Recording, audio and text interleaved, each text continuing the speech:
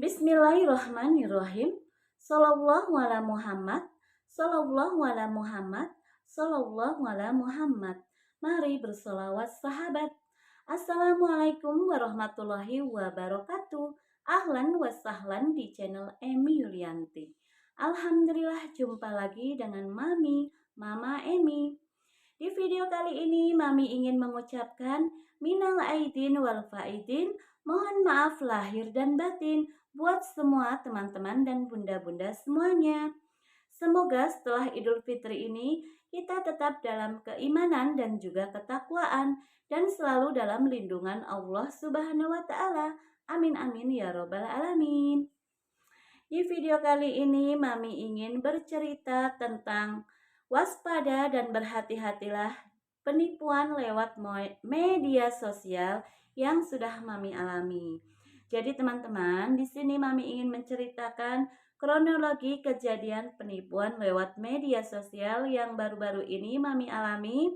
Jadi ceritanya bulan Ramadan atau bulan puasa kemarin, Mami ini jam 10 pagi sedang ngomong baby Ravan di rumah ibu Mami. Kemudian ada yang minta pertemanan lewat Facebook, yaitu teman aku sendiri yang berada di Taiwan. Nah, kemudian aku konfirmasi ya teman-teman. Nah, setelah aku konfirmasi, dia itu inbox, Assalamualaikum, apa kabar Mbak? Gimana kabarnya gitu ya? Aku balas, Waalaikumsalam, Alhamdulillah kabar baik. Mbaknya gimana? Alhamdulillah juga baik.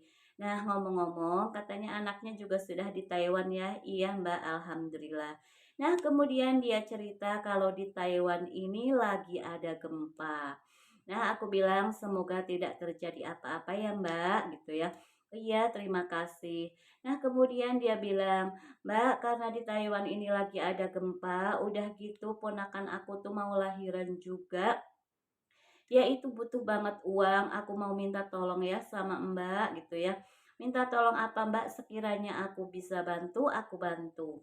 Nah dia bilang, Mbak, boleh nggak aku minta nomor rekeningnya, aku mau transfer buat ponakan aku yang mau lahiran dan dia itu nggak punya rekening. Nanti biar diambil sama ponakannya gitu ya. Nah oke, aku kasih nomor rekening aku, kemudian dia bilang, Mbak minta nomor WA-nya ya, nanti bukti transfernya aku kirim lewat WA. Oke.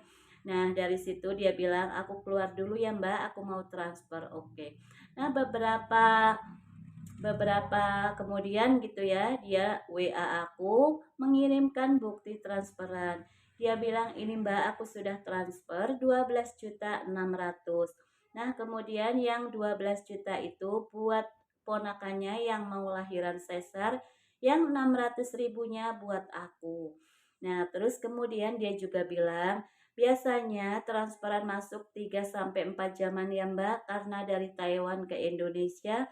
Kalau juga lama sekitar 1 kali 24 jam. Oke. Kemudian dia kasihkan nomor WA ponakannya. Dia bilang, ini Mbak, nomor ponakan aku, Mbak WA aja. Oke. Kemudian aku WA ponakannya. Ponakannya itu telepon bilang, oh ya Bu, katanya, ibu itu temannya Bude ini ya. Iya. Katanya Bude ini sudah transfer 12 juta. Iya, katanya. Bu, gimana ya? Aku nggak punya rekening. Kemudian aku juga lagi tunggu istri aku yang mau lahiran.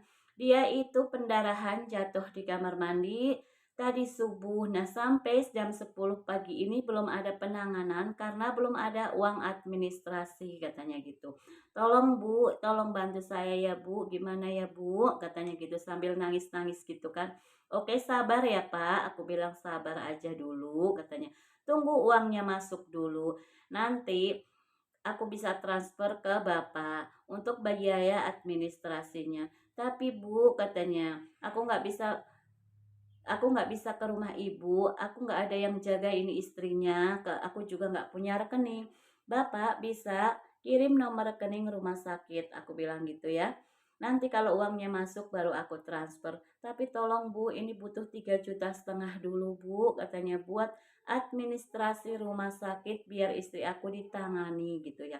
Oke Pak, nanti aku carikan ya Pak. Nah kemudian temen aku WA lagi, tolong ya Mbak pakai uang Mbak dulu kalau belum masuk uangnya.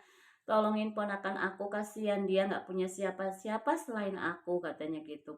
Iya Mbak, tapi mohon maaf aku nggak punya uang, katanya gitu ya. Aku kan bilang seperti itu, tolonglah Mbak carikan pinjaman di mana aja. Ada bunganya juga nggak apa-apa, tapi tolong ponakan aku Mbak, kasihan gitu ya. Oke, aku carikan gitu ya. Nah ternyata aku cari kemana-kemana nggak ada yang pinjamkan, dan ibu aku katanya ada ya sekitar 1,5 juta. Nah berarti kan belum bisa ya teman-teman ya, karena membutuhkan 3,5 juta. Nah ponakannya itu telepon lagi, Bu istri aku itu udah nggak sadarin diri Bu, tolong Bu ditransfer dulu uangnya 3,5 juta gitu. Ini udah aku kirimkan nomor rekening rumah sakit. Oh iya, maaf, ini belum ada uangnya 3,5 juta, baru ada 1,5 juta ya.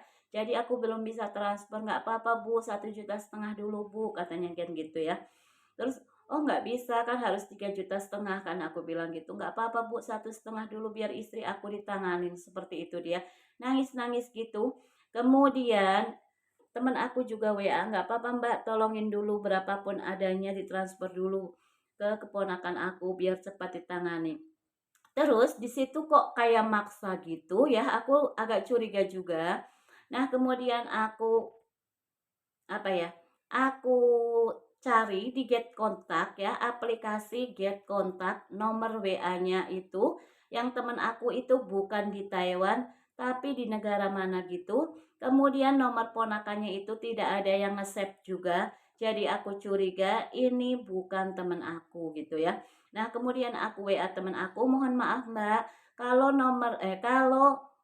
apa ya, uangnya belum masuk, aku belum bisa transfer dan nolongin saudara Mbak. Mbak nggak percaya sama aku, bukan nggak percaya Mbak, karena memang uangnya juga nggak ada. Aku bilang gitu, ya udah nggak apa-apa 1,5 juta dulu, nggak bisa Mbak. Kalau uang Mbak belum masuk, aku belum bisa transfer, mohon maaf banget. Terus sama ponakannya yang telepon terus itu, aku juga bilang, mohon maaf Pak, saya nggak bisa bantu, saya nggak bisa transfer dulu kalau uangnya budenya belum masuk. Tolong Bu gini-gini, enggak. Pokoknya saya tidak mau transfer dulu sebelum uang dari budenya itu masuk. Nah dari situ dia nggak telepon lagi, nggak WA lagi. Berarti fix ya, ini penipuan. Untung aku belum transfer dan untung tidak ada yang nolong aku gitu ya, mau pinjemin uangnya. Nah seperti itu ya teman-teman, kejadian penipuan lewat inbox lewat Facebook seperti ini yang aku alami. Semoga dapat bermanfaat buat teman-teman. Nah, kemudian saudara suami aku itu telepon saudaranya karena yang teman aku itu mantan istrinya saudara suami aku. Nah, ternyata sudah ada juga orang Kebumen yang tertipu sebesar 30 juta. Ya, mungkin itu bisa juga dihipnotis dan lain sebagainya ya, teman-teman, maka berhati-hati. Pesan aku pokoknya kalau masalah uang itu nggak usah ditanggapi ya, teman-teman. Semoga ini menjadi pembelajaran buat kita semuanya, penipuan lewat media sosial, lewat apapun itu. Nah, demikian yang dapat aku ceritakan, semoga dapat bermanfaat dari pengalaman aku ini ya, teman-teman. Wassalamualaikum warahmatullahi wabarakatuh.